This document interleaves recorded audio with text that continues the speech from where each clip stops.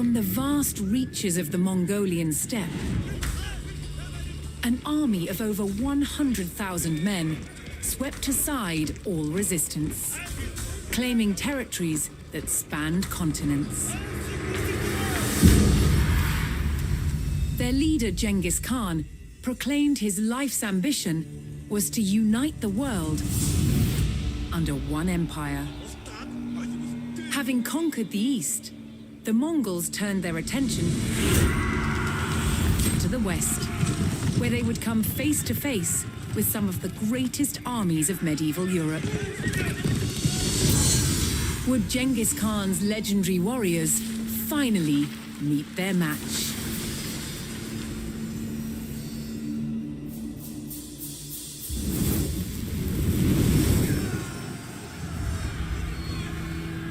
By 1221, the Mongols had taken cities throughout Asia, generating vast amounts of tribute from those they conquered. The West, however, was still an untapped resource. Genghis Khan sent his trusted generals, Jebei and Subutai, to attack Europe. With an army of 20,000, Jebei and Subutai took the West by surprise, raiding cities and destroying armies. Within 2 years, they had the prosperous Rus territories in their sights. But in their way was a Rus army of over 40,000 men. Outnumbered, Jebei and Subutai turned and started to head back east. The Rus sensed an easy victory and set off in pursuit of their retreating enemies. For 8 days, the fast-moving Mongols stayed just out of reach. Then, Jebei and Subutai set their trap. They lured the Rus across the Kalka River and turned to fight. The Rus had fallen for one of the Mongols' most effective tactics, the feigned retreat. The stage was set for the Mongol army to test themselves against Europe's finest.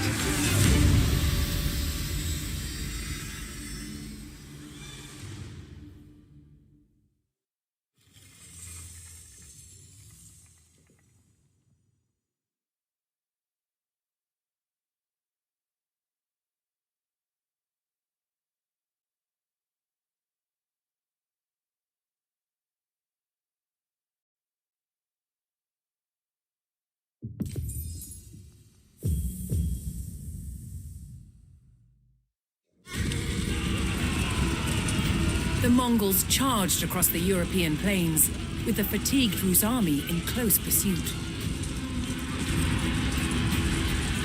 The Rus had fallen for the Mongol tactic of the feigned retreat, and unknowingly followed them into peril.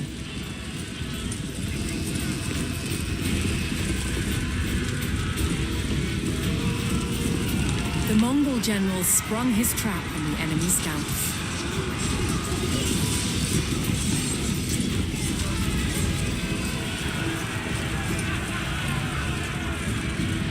With the Rus scouts cut down, General Subutai crossed the Kalka River.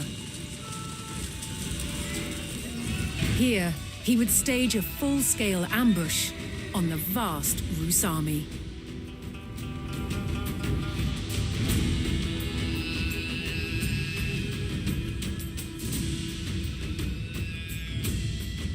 Subutai directed his warriors to split up and lie in wait for the enemy.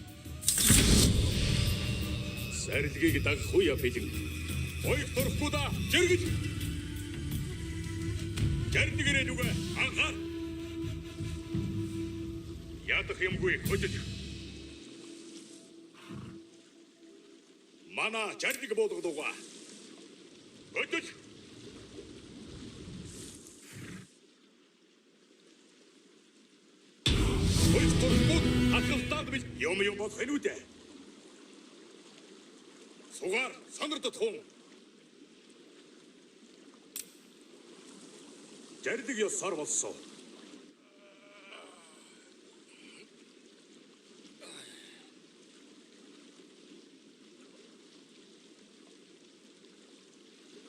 Анхааралтай сонор. Хийнэм. Бүр амууд агслуга. За тэгсүү.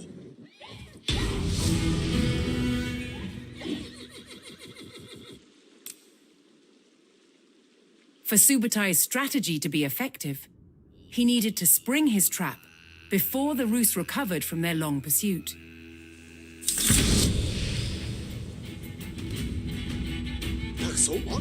He sent his most fearsome Mangadai horse archers to draw the Rus quickly towards the ambush site. These highly skilled warriors could fire their bows rapidly while riding at speed.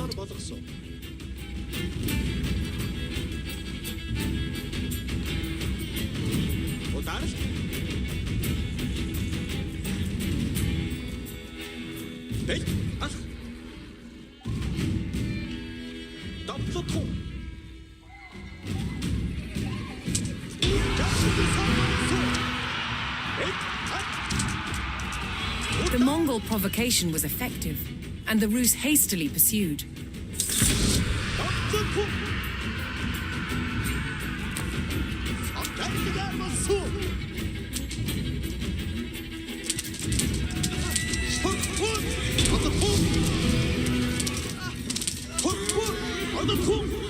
The Rus army had fallen for the feigned retreat and rode straight into the Mongol ambush. With the enemy surrounded, Subutai's battle-ready warriors descended from all sides.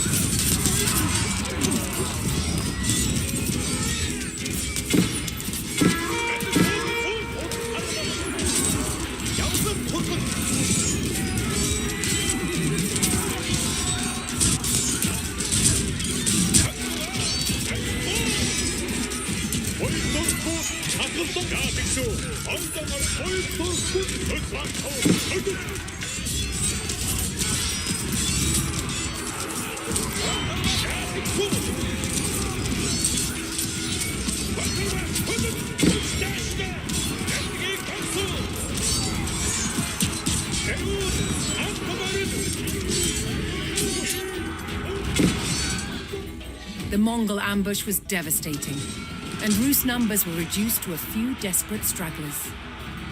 Seeing the fate of their comrades, the last Rus encircled themselves in a makeshift fort of baggage carts.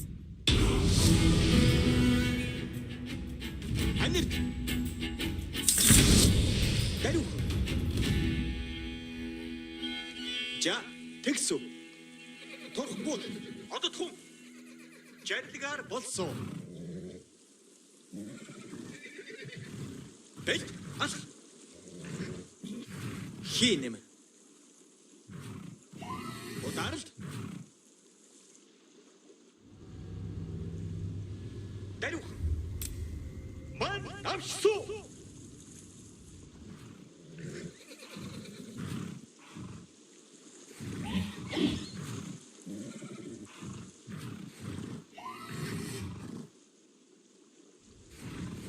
Жарлыг ёсоор болгосон. Давцад хүн. Жарлагаар болсон. Явн ударалт. За, тэгсүү. Даруй. Жарлыг ёсоор болгосон. Гэтлэг. За, тэгсүү.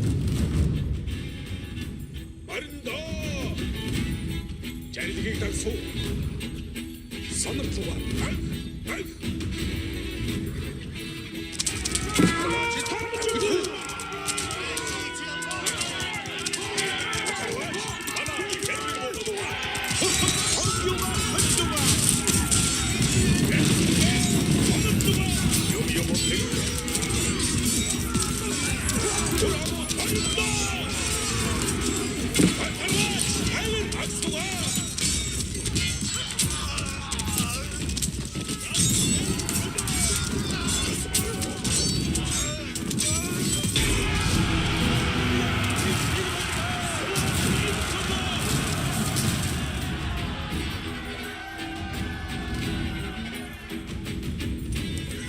The Rus stockade fell. Despite a valiant last stand, the remnants of the Rus army were cut down. Spurred on by the crushing victory at the Kalka River, the Mongols advanced ever further into the heartland of the Rus.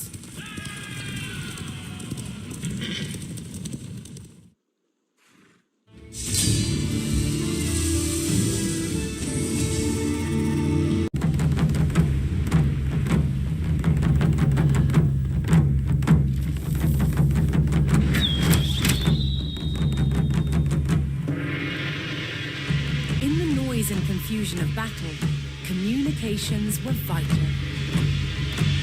One solution was the use of message arrows. Signal arrows could be used to send messages to your drone troops. Faster than a man, faster than a horse. It was the quickest way to communicate in the heat of battle. Whistling arrows were blunt, and most importantly, they announced their arrival. But they weren't just used to pass written messages. When shot in a volley, whistling arrows could be loud enough to signal to a small group of warriors, telling them both where and when to attack. On hearing the sound, they would gallop in and strike where the arrows landed. However, a much louder sound was required to sound the retreat or to communicate to the whole army. That was the job of the war drums. Mongols also used gongs, and the combinations of drums and gongs gave the Mongols a wide array of signaling options.